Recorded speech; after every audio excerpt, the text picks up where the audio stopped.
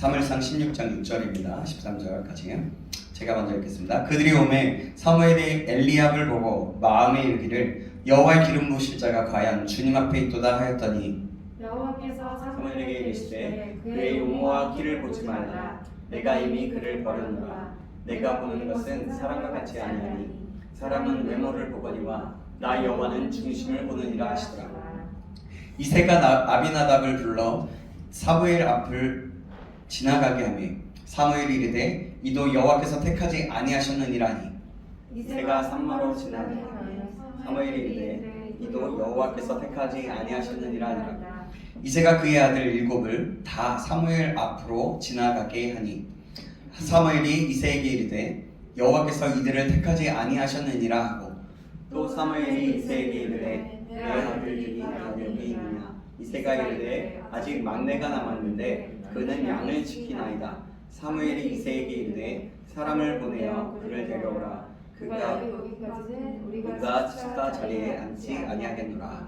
이에 사람을 보내어 그를 데려오매 그의 빛이 붉고 눈이 빼어나고 얼굴이 아름답더라. 여호와께서 이르시되 이가 그니 일어나 기름을 부으라 하시는지라. 같이 읽겠습니다. 사무엘이 기름 불병을 가져다가 그의 형제 중에서 그에게 부었더니 이날 이후로 다윗이 여호와의 영에게 크게 감동되니라. 사무엘이 떠나서 라마로 가니라. 아멘. 아멘. 오늘은 중심을 보시는 하나님 이라는 제목으로 하나님 읽겠습니다. 중심을 보시는 하나님. 마음의 중심, 중심을 보시는 하나님으로 할게요. 그렇게 적었으니까 중심을 보시는 하나님이라는 제목으로 하나님 말씀하셨습니다. 좌우 옆 사람과 인사하겠습니다. 보고 싶었습니다. 보고 싶었습니다. 보고 싶었습니다. 또 한번 고백할까요? 사랑합니다. 사랑합니다. 사랑합니다. 사랑합니다. 여러분 정말 사랑합니다.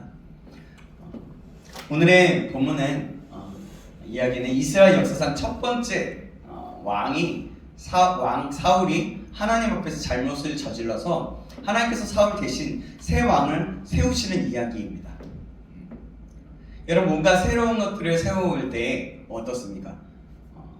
좀 우리가 고민하고 또 기도하고 그것을 위해서 좀 마음을 다하지 않습니까? 그죠? 그래서 우리가 좀 기도로 우리가 뭔가 새로운 것들을 뽑거나 새로운 것들을 할 때 많이 기도하고 준비를 해요. 우리가 지금 이제 권사인직 대상자들과 우리 장립 대상자들을 뽑을 때도 좀 그랬잖아요. 그래서 그것을 위해서 기도했잖아요. 바로 그런 것입니다. 오늘이 또한 그런 내용인 거예요. 사울 대신에 새 왕을 세우는 이야기입니다. 하나님은 새 사무엘을 보고 새 왕을 뽑을 준비를 시키셨습니다. 기름불을 가지고 사울 몰래 이새의 집으로 가라고 하셔서 사무엘은 이새의 집으로 갔어요. 사울이 눈치를 채면 사무엘의 처지가 곤란하게 됩니다. 죽을지도 몰랐어요. 사무엘만 죽는 게 아니라 사무엘이 새로 왕으로 삼으려는 그 사람까지 죽이게 되는 사태가 벌어진 참이었어요. 그래서 이새의 집에 내려가서 가는 그 구실을 제사를 지내러 간다라고 했습니다. 여러분 이새가 누굴까요?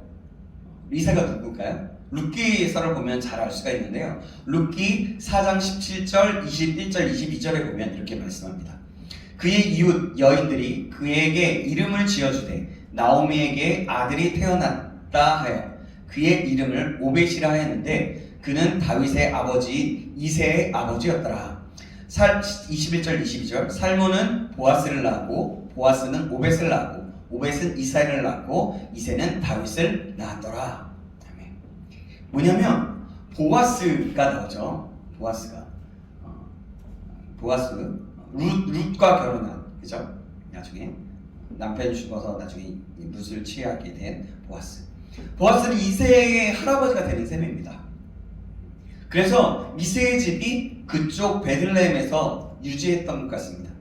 예루살렘에서 베들레헴까지 기름불을 가지고 사무엘은 새 임금이 될 사람을 찾아서 이새의 집으로 내려왔습니다. 내려와서 이새에게 아들들을 보자고 했어요. 하나님께서 사무엘에게 이새의 아들 중에서 한 사람을 택하여 왕을 삼겠다고 하셨기 때문입니다. 아들 중에 엘리압이 사무엘 앞에 선을 보였어요. 처음 왔어요. 키도 크고 얼굴로 위엄이 있어서 임금 같았습니다. 왕 같았습니다. 그래서 사무엘은 속으로 이 사람이 왕으로 삼아야겠다. 키도 크고 힘도 세 보이고 게다가 얼굴도 생김새가 이만하면 좋아. 잘생긴 것 같아. 라고 하면서 기뻐했던 거예요. 그러나 하나님은 그때 사무엘에게 아니라 라는 사인을 주셨어요. 그 다음 아들 아비나답이 사무엘 앞을 지나갔어요. 아비나답도 하나님은 허락하지 않으셨습니다. 삼마라는 아들이 사무엘 앞을 지나가게 되었으나 이 역시 하나님께서 말씀하셨어요. 이 사람도 아니야 라고 하면서 한 겁니다. 7 아들이 모두 사무엘 앞을 지나갔지만 어느 누구에게도 기름을 부어서 왕으로 세우지는 못했습니다. 아니 이거 어떻게 된 거야? 분명 이세네 아들 중에서 왕을 삼겠다고 하셨지 않았나? 하면서 그런데 왜 없지? 왜 없지? 하는 거죠. 사무엘 스스로. 사무엘은 이새에게 그래서 물었습니다. 내 아들들이 다 여기 있느냐? 라고 물었습니다. 이새가 얘기했어요. 그때 우리는 본문에 계속 나오는 이야기를 하는 거예요. 아직 막내가 남았는데 그는 양을 지키나이다 라고 말씀을 드렸어요. 사무엘은 그 아들을 데려오라고 했어요. 데려와 보니까 신장도 크지 않고 키도 크지 않고 얼굴도 왕답지 않아 보였어요. 그러나 이 12절의 말씀을 보면 이렇게 말합니다. 그의 빛이 붉고 눈이 빼어나고 얼굴이 아름답더라 라고 했어요. 빛이 있다는 것은 아직 얼굴에 빛이 이게 소년티가 남아있다는 거예요. 붉게 약간 물들었다는 그런 거죠. 아이들이 좀 자라다 보면 또 그렇잖아요. 그죠? 다시 말하면 어리다는 거예요. 어리다는 거. 5절 말씀에 보면 이렇게 얘기합니다. 스스로 성결하게 하고 와서 나와 함께 제사하자 하고 이새와 그의 아들들을 성결하게 하고 제사에게 청하니라 라고 말씀합니다. 5절에 보면 그렇게 나와요. 이것을 볼 때 다윗은 아직 공식적으로 만 20세가 넘어야 참여할 수 있는 그 제사 의식을 참여하지 못했다는 사실을 알 수가 있어요. 아직 어리다는 거예요. 어떤 이는 15세 정도라고 하고 조금 더 되었다라고 하지만 그러니까 이렇게 보면 될 것 같아요. 청소년 14세에서 18세 정도의 나이였다고 보면 될 것 같아요. 어찌되었건 하나님은 얼굴이 아름다운 다윗을 왕으로 삼기로 하셨어요. 눈이 빼어난 다윗을 왕으로 삼기로 하셨습니다.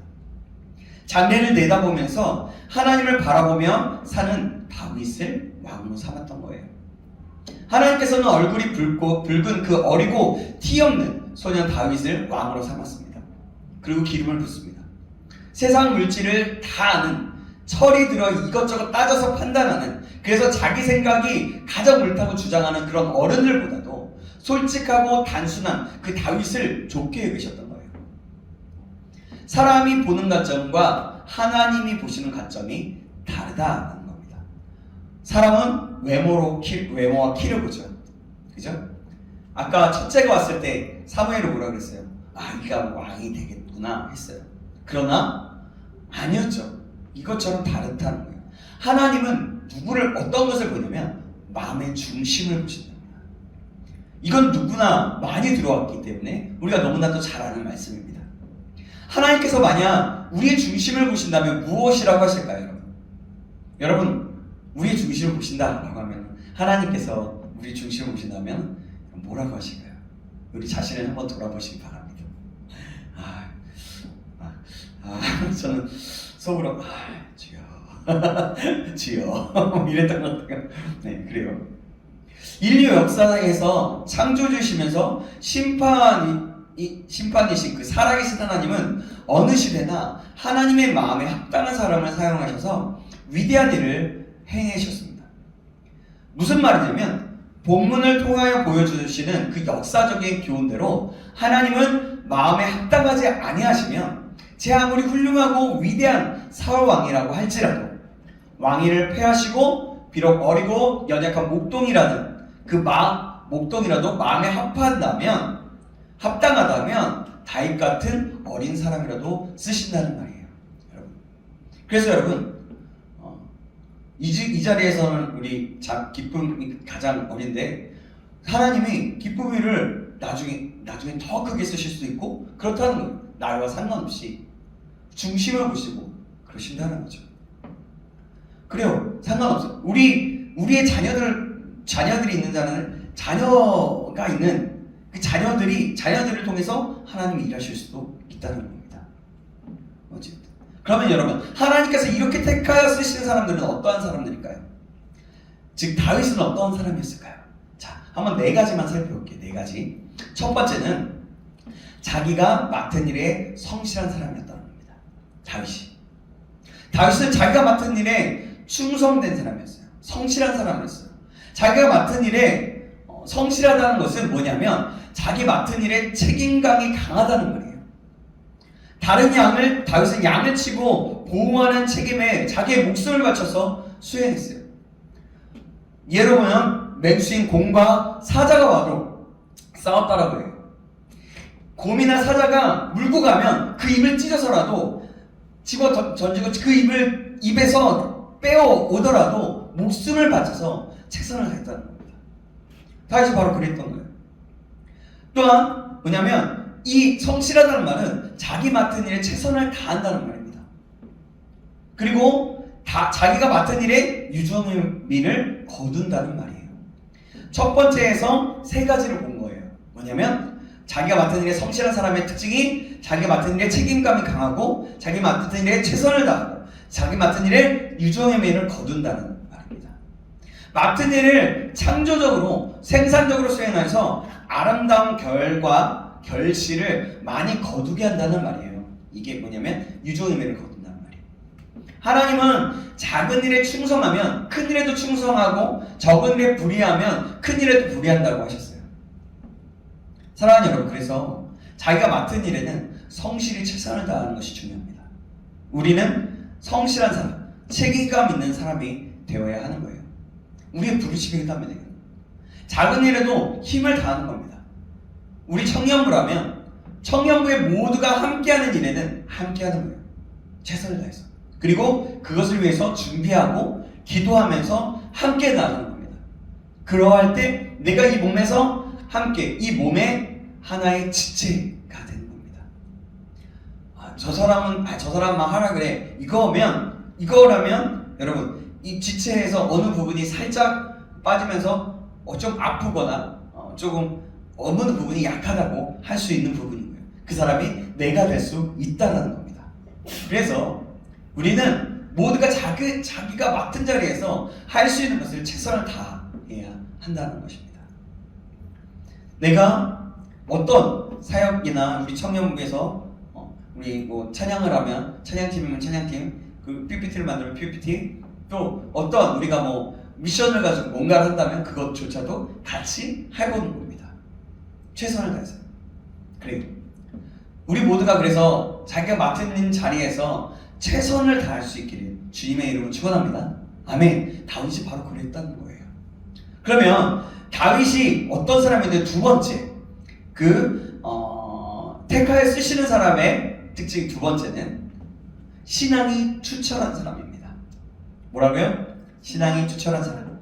여기 하나님에 의해 세워진 다윗은 누구보다도 신앙이 돈독하고 투철한 인물이었어요. 신앙에 투철한 사람은 신앙에 투철한 그 모든 일에 긍정적인 입장과 그런 길을 선택합니다. 내게 능력 주시는 자 안에서 내가 할 수 있다라는 그런 믿음이 있는 거예요. 그러니까 능력 주시는 주님 안에서, 주님이 주시는 그 능력 안에서, 주님이 함께 하시는 그 능력 안에서 모든 것을 다 할 수 있다고 믿는 신앙인 겁니다. 그는 블레셋의 골리앗 장군을 물리치고 이스라엘의 승기를 안겨주었어요. 봐봐요. 생각해보세요. 만약에 저 같으면요, 거기 그렇게 형한테 주고 갔다가 그랬다가 막 그랬을 것 같아요. 형한테 주고 나서 형이 좀 가봐요. 형이 좀 가봐요. 형이 좀 가봐요. 그러면서 아니면 형 절대로 나서면 안 됩니다. 형 죽으면 안 돼요. 아마 이랬을 수도 있을 것 같아요. 제가 만약에 다윗이었다면 그러지 않았을까 그런 생각이 들어요. 그렇지만 하나님이 함께 하시고 하나님이 마음 주셨다면 저도 했겠죠. 왜냐하면 제가 처음 부르심을 받았을 때 저의 부르심 속에서 하나님이 저는 아니에요. 전 아직도 어리고요. 4사람 이상만 되면요. 그 앞에서 말하는 거 되게 두렵고 떨려요. 그래서 막 버벅거려요. 그래서 하나님께 막 그랬거든요. 그런데 하나님이 네가 아니 내가 아니 이런 마음을 주셔서 어쩔 수 없이 순종하면서 나아가다 보니 지금의 제가 되었어요. 어찌됐든 그래요. 다윗은 어쨌든 그렇게 하나님이 함께 하시기 때문에 모든 것을 할 수 있다는 그런 믿음이 있었다는 거죠. 그리고 신앙이 투철한 사람은 건설적인 입장 그리고 노선을 선택합니다. 그 길을 선택한다는 거예요. 이게 뭐냐면 모든 사고 방법이나 생활 태도가 건설적이라는 말이에요. 부정적이라는 게 아니라 되게 굉장히 건설적이게 좋게 된다는 거죠. 하나님이 집을 세워주시면 건설된다는 확신을 가지고 생각합니다. 즉 하나님이 하신다면 된다라는 확신을 갖는 거예요. 그것이 건설적인 입장에 서는 사람입니다. 우리에게도 그런 믿음이 있죠? 그런 믿음이 있기를 바랍니다. 또 신앙에 투철한 사람은 진취적인 입장과 그런 길을 선택합니다. 진실하여서 인내력을 가지고 가단성 있게 문제를 처리해 나간다는 말이에요. 이런 신앙의 소유자는요, 하나님의 말씀에 의하면 하나님을 기쁘시게 하고 이 세상을 정복하고 승리한다고 하였고 천국의 주인공이 된다고 성경은 말씀합니다. 하나님은 믿음의 사람을 사용하세요. 믿음의 사람 누구를 사용했어요? 여호수아도 그랬고요. 갈렙도 그랬고요. 다니엘의 그 세 친구도 그랬습니다. 바로 오늘의 다윗도 그랬다는 겁니다. 하나님은 성경에 많은 믿음의 사람들을 통해서 일하셨어요. 그래서 그들이 성경에 쓰여지게 된 거예요. 여러분 요셉을 생각해 보십시오. 요셉이 어렸을 때 형들에게 왕따를 당하기도 했고 그 요셉이 또 눈치도 없었던 것 같아요. 자기가 채색 옷을 입고 막 다니면서 자기가 꿈을 꿨다고 형들한테 막 자랑하고 다니고 그게 좀 약간 눈치도 없었던 것 같아요. 그런데 요셉을 통해서 하나님이 일하시지 않았습니까? 끝까지 그 꿈을 믿음으로 취하면서 하나님이 함께 하신다는 것을 끝까지 나눴을 때 그를 통하여 이스라엘 백성들을 구원하였던 놀라운 일들을 행하였죠. 그래요. 사랑하는 여러분, 저와 여러분도 이런 신앙에 투철한 사람이 되기를 주님의 이름으로 축원합니다. 아멘. 그러면 신앙이 투철한 사람 잠깐만요. 네. 그러면 자 하나님께서 택하여 쓰시는 사람 다윗의 세 번째 특징은 어떤 것일까요? 세 번째는 진실한 사랑의 사람입니다. 뭐라고요? 진실한 사랑의 사람. 여기 하나님께서 세우신 다윗은 세 번째로 진실한 사랑을 가진 사람이었어요. 이 사랑이 변함이 없었던 사람입니다. 다윗은요 하나님을 뜨겁게 사랑했습니다. 시편의 여러 고백과 찬양을 보면 그가 얼마나 하나님을 사랑했는지 알 수가 있어요. 그죠? 다윗의 시편이 얼마나 쓰여진지 아세요? 시편에 엄청난 양의 시편을 지었어요. 그리고 고백하죠. 때로는 원수를 공격해달라고 무너뜨려달라고 막 저주했고도 퍼붓지만 하나님의 나와 함께 하심으로 인해서 그 저주가 오히려 찬양이 되어버리고 하나님을 사랑함으로 높게 되고 또 말씀을 얼마나 하나님의 말씀 하나님의 법을 얼마나 사랑하는지 헐떡였다라고까지 이야기하는 다윗이었죠. 그래요. 오늘 우리들의 사랑의 초점도 마찬가지입니다. 오직 하나님이심을 잊지 말아야 한다는 것입니다. 아멘. 아멘. 자, 다윗은 진실한 사랑의 사람이라고 했죠. 첫 번째가 하나님을 뜨겁게 사랑한 거고 그 진실한 사랑의 사람에서 두 번째로 나라를 사랑했습니다. 다윗은 골리앗이 만군의 여호와를 욕하고 모욕할 때 어떻게 했어요? 하나님의 영광을 하나님을 욕하게 해서 화가 났어요. 그러면서 하나님의 나라에 하나님께서 택하신 백성의 이스라엘을 위해서 목숨을 다해 물맷돌을 가지고 나갔어요. 그렇습니다. 사랑하는 여러분, 국가 없는 민족은 불행해요. 그래서 우리는 우리 나라를 사랑해야 합니다. 그리고 나라를 위해서 기도해야 합니다. 여러분 만약에 우리가 지금 나라가 없다고 생각해 보십시오. 얼마나 자유롭지 못하겠습니까? 생각해 보세요. 북한하고 우리가 6.25 전쟁 때 북한이 저기 남한을 뚫고 먹었어요. 그래서 공산주의가 됐다고 생각해 보세요. 사회주의. 지금 우리의 삶은 어떨까요? 아마도 지금의 북한처럼 될 가능성이 높습니다. 그죠? 그래요. 그리고 일본의 일제치하에서 있을 때, 나라가 빼앗겼을 때 여러분 어떻습니까? 자유가 없고요. 어때요? 정말 아주 모욕적이고 아주 아픈 나날들을 보냈어요. 여자들은 정신대 끌려가고, 또 어떤 부대는 마루타로 실험을 해서 생쥐처럼 동물 취급하면서 그렇게까지 했습니다. 그래요. 여러분, 그래서 나라 없는 민족은 불행하고 자유가 없고 그런 거예요. 여러분, 그래서 우리는 우리나라를 위해서 항상 기도해야 한다는 것입니다. 다윗은 만군의 여호와를 모욕할 때 하나님의 나라에 그 이스라엘을 사랑함으로 목숨을 다해 나아갔다는 것입니다. 세 번째, 진실한 사랑의 사람, 그 다윗이 및 또한 나라를 사랑할 뿐만이 아니라 뭐 같은 비슷한 말이긴 한데 민족을 사랑했습니다. 다윗은 원수 사울을 위하여 그의 아들 요나단과 그의 손자 무비보셋까지 사랑하였어요. 이 사랑이 화목을 가져오고 단결을 가져오고 저력을 발휘해서 발전하고 승리하게 하는 원동력이 됩니다. 우리는 사랑의 사람이 되어서 봉사하는 것도, 또 수고하는 것도, 희생을 아끼지 말아야 합니다. 그렇게 하나님께 쓰임 받는 거예요. 그렇다면 우리가 헌신하는 만큼 그곳에서 쓰임 받게 되는 겁니다.